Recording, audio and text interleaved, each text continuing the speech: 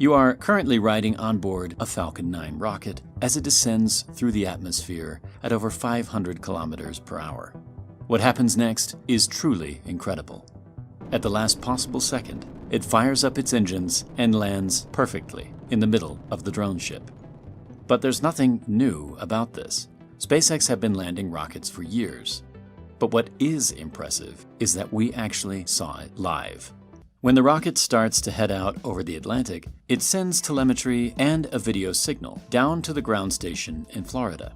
As the rocket gets further away from Florida, there is a point where it loses contact with the ground station and switches over to the drone ship. From this point onwards, the rocket's only communication is with the drone ship. The drone ship doesn't communicate back with the rocket, but it constantly receives speed and position data. If and when the video reaches the drone ship, it has to be sent back to the broadcast team in Hawthorne, California. Since the drone ship is hundreds of miles out at sea, this can only be done via satellite.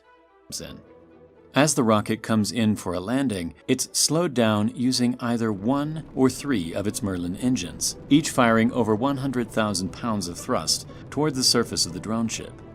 As the rocket gets closer, the thrust from the engine starts to shake the drone ship with such a high frequency that the video feed antenna loses lock with the satellite, causing the video feed to cut out. Once the rocket has landed and the vibrations have dissipated, the video feed would usually reappear, showing a rocket standing tall in the middle of the drone ship. So SpaceX started to search for a more elegant solution to fix their video feed.